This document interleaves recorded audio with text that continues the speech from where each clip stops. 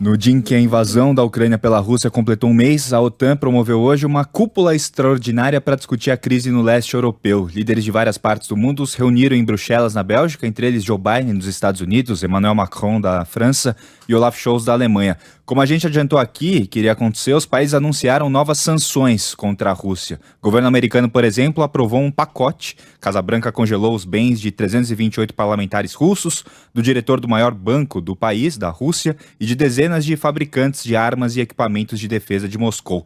Mais cedo, o Reino Unido também tinha anunciado outras sanções contra entidades russas, por exemplo, os bancos Gazprobank e o Alfa Bank. O esforço ali é não deixar pedra sobre pedra. Ah, Reinaldo, você está triste que isso aconteça com a Rússia? Eu? Não tenho nada a ver com a Rússia. Eu estou preocupado.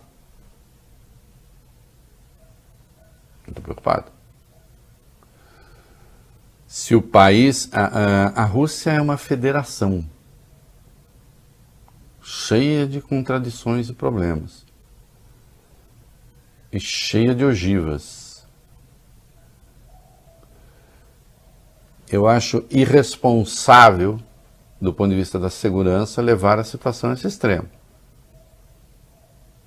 E isso começa a ser percebido também por alguns países da OTAN. Agora, enfim, se vocês...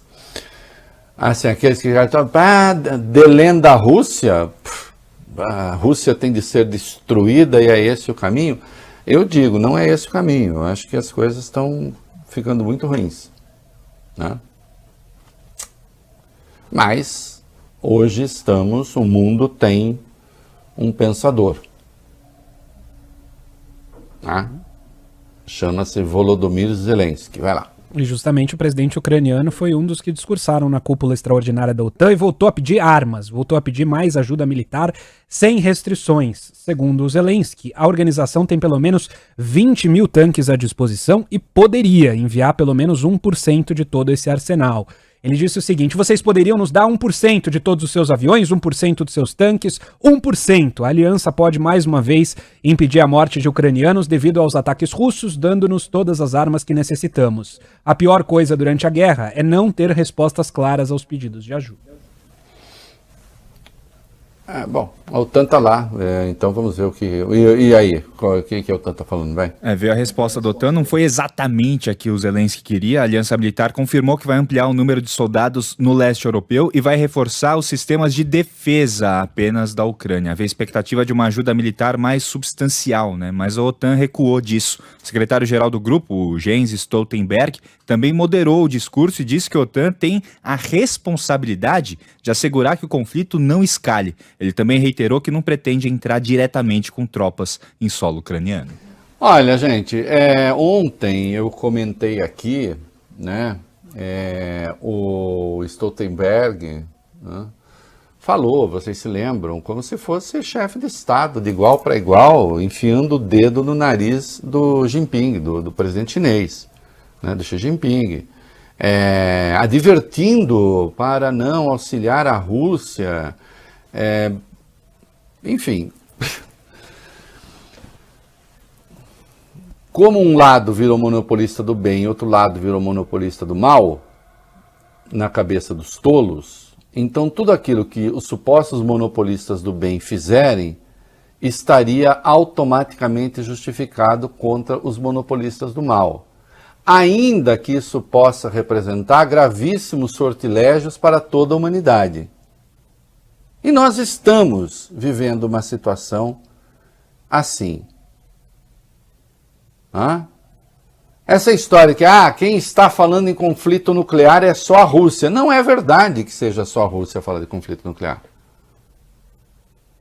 Está todo mundo falando de conflito nuclear. Não houvesse a perspectiva de que é possível um conflito nuclear limitado, com armas táticas, e a situação teria avançado já. Mas ela não avança porque virou uma disputa. Vamos ver quem pisca primeiro, com medo da guerra nuclear. É uma sandice dos dois lados. Dos dois lados. Agora, se acham que esse é o caminho, né? E aí o cara assim acha que se ele falar toda vez, se ele chamar qualquer um que conteste a posição dele de putinista, ele acha que está tudo resolvido. Basta ser mal criado e está tudo resolvido. Não está nada resolvido. Bom, eu não estou afim de uma guerra nuclear no mundo, sou contra. Devo dizer. Né? E acho que é preciso saber se se quer negociar ou se se quer a guerra. Até ontem o Zelensky estava falando. Nós falamos aqui ontem, porque no mundo inteiro se falou, que o Zelensky disse que ele poderia pensar até o estatuto da Crimeia, da área de Donbás ali. Lembra disso? Ontem. Uhum. Sim. Ontem ele está falando isso. Hoje ele está pedindo 1% que seja de todas as armas da OTAN para dar continuidade à guerra. Então, assim, é o quê?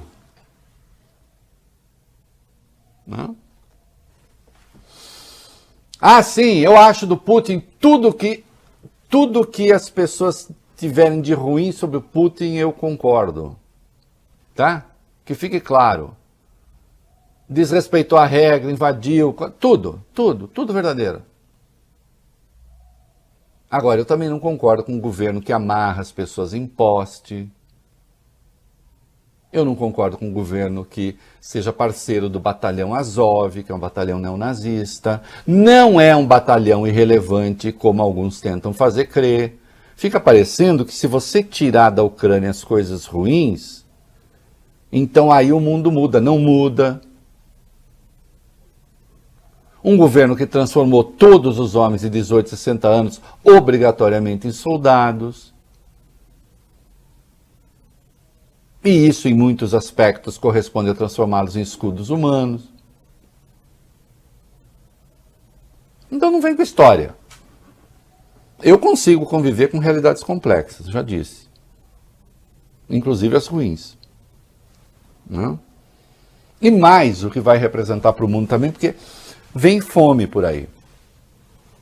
Vem fome. E vem uma inflação espetacular de alimentos.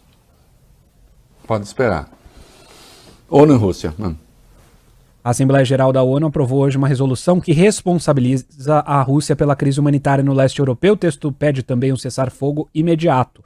O placar terminou com 140 países favoráveis à medida, 5 contrários e 38 optaram pela abstenção. Rússia, Síria, Coreia do Norte, Eritreia e Belarus votaram contra. Entre os que se abstiveram estão a China e a Índia. O Brasil votou a favor, mas voltou a criticar a adoção de sanções contra Moscou. Sobre a crise humanitária, desde o início da invasão, mais de 3,5 milhões de pessoas deixaram a Ucrânia. A maioria está vivendo agora como refugiada na Polônia. Então, e aí, não é raro a gente encontrar textos, um monte, inclusive na imprensa brasileira, falando da vitória, que assim, a derrota que a Rússia está tendo. A derrota no longo prazo do Putin é clara, a Rússia vai mergulhar no caos.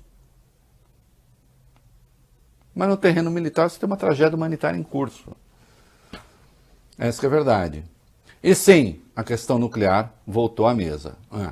A Rússia voltou a reagir a esse encontro da OTAN, subiu o tom. O vice-embaixador do país na ONU, Dmitry Polyansky, disse hoje que Moscou tem o direito de usar armas nucleares se for provocado pela Aliança Militar do Ocidente. Declaração dada em entrevista à emissora britânica Sky News.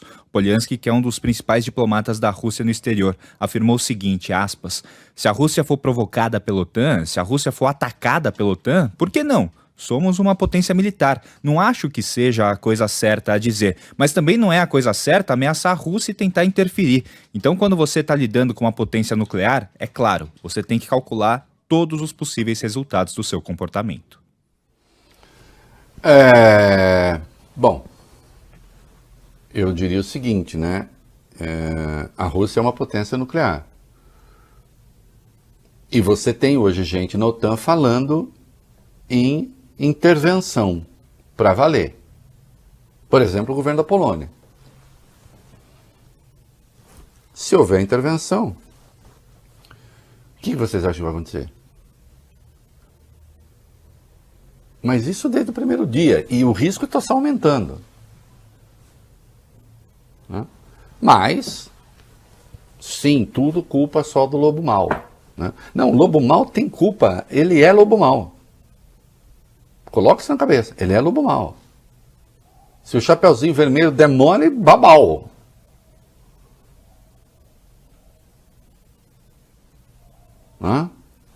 Agora, precisa ver se nessa história da vida real é realmente isso que está em curso. E aí, né, o anão tarado falou, eu não vou ficar longe dessa brincadeira não, quero brincar também. Né?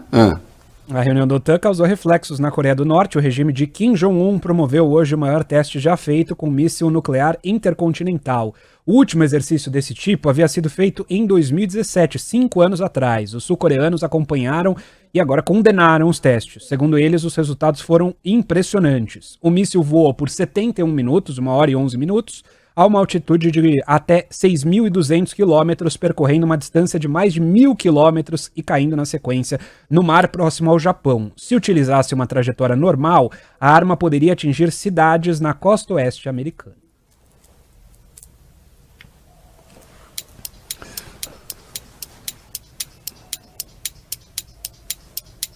Sei, talvez o Biden tenha alguma coisa a dizer para advertir. Eu acho que deveria se estimular, baixar a escalada, mas estão querendo brincar do contrário.